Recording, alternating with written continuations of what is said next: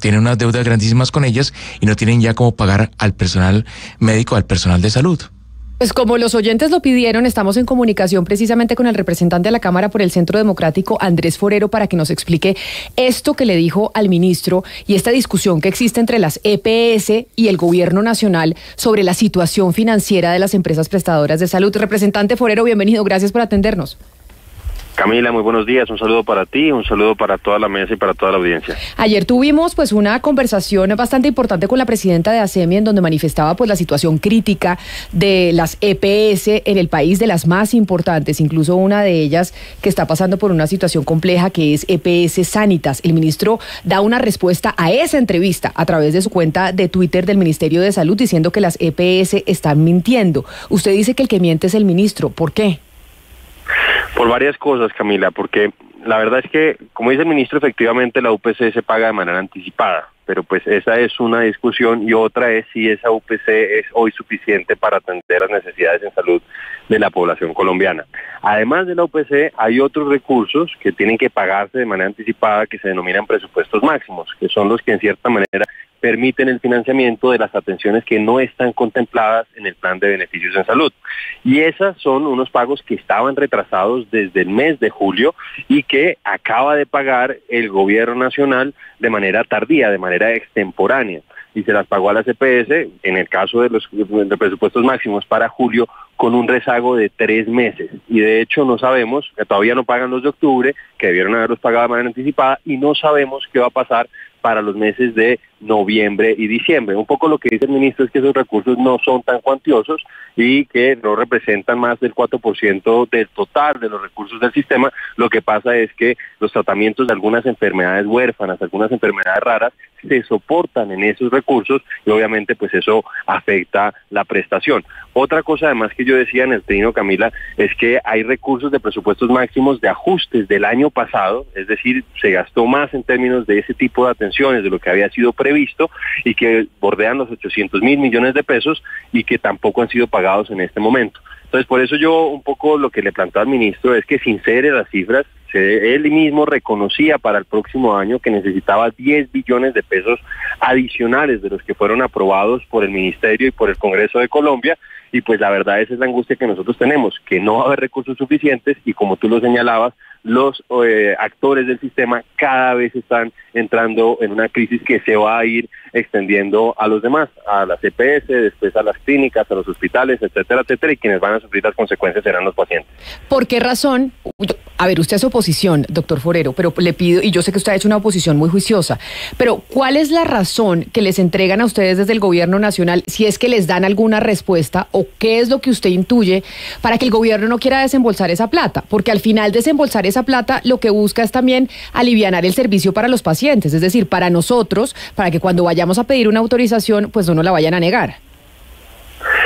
Así es, Camila, pero la verdad, el ministro no ha dado unas explicaciones satisfactorias. Un poco lo que decía la ministra Corcho en su momento y lo que ha tratado de insinuar el ministro Jaramillo es que supuestamente la plata sí alcanza o alcanzaría con una organización distinta del sistema. Ellos dicen que supuestamente las EPS, que ellos denominan intermediarios, se quedan con un porcentaje y que esa plata debería irse en atenciones en salud. Lo cierto es que distintos estudios, incluso uno que mencionaba la propia ministra con unas contrataciones distintas a las que decía el estudio, pues lo que han mostrado es que los recursos hoy en salud no son suficientes y por eso, y aquí pues para tratar de ser equilibrado, obviamente es una acumulación de problemas que viene de tiempo atrás, pero el problema es que este gobierno no ha querido hacerse cargo de esa situación y en lugar de reconocer esa insuficiencia, sigue insistiendo en que hay recursos suficientes. Vemos que retrasa pagos. De hecho, yo creo que sería importante que el ministerio nos aclarara si ya tiene recursos apropiados para los presupuestos máximos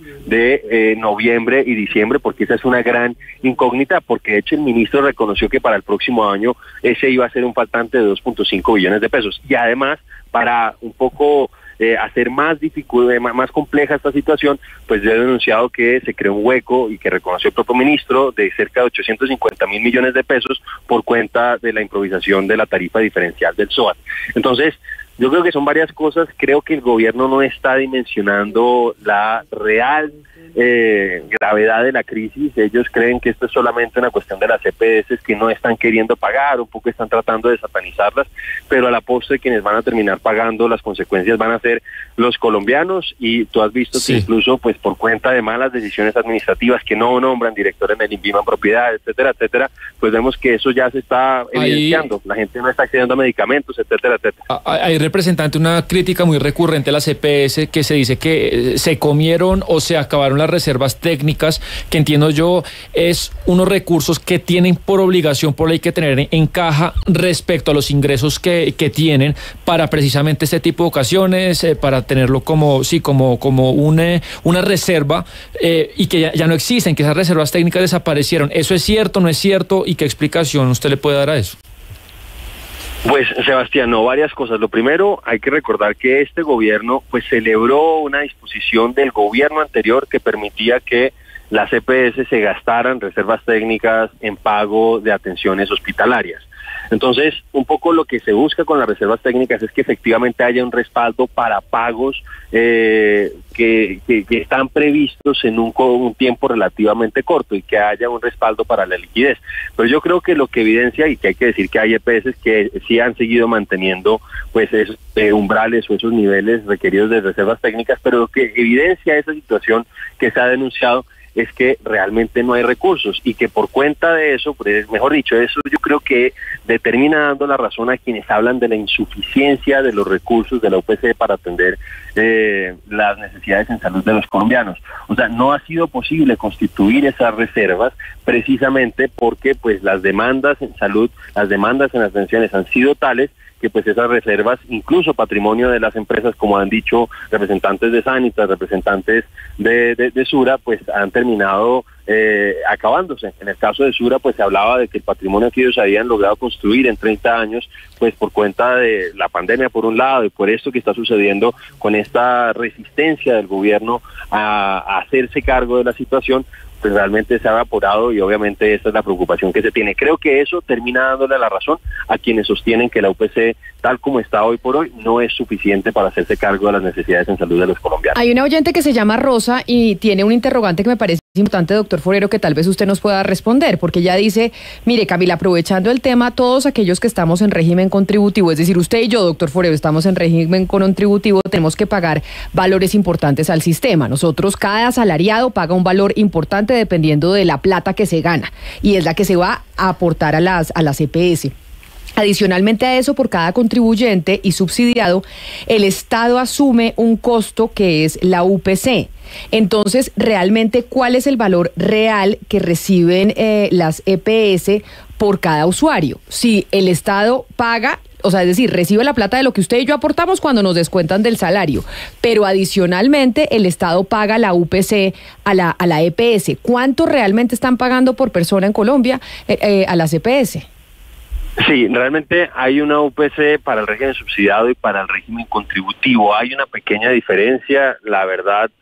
más o menos es 1.100.000, 1.200.000 por cada uno de los afiliados, que pues obviamente eso se va subdividiendo en las mensualidades que hablábamos al principio, pero más o menos es ese el monto que, sumando todas esas fuentes diversas que tú mencionas, el tema de los aportes, los recursos del presupuesto general, etcétera, etcétera, pues definen eso. Una UPC que es ligeramente superior para el régimen contributivo, y una UPC y las dos bordean entre 1.200.000, 1.100.000 más o menos.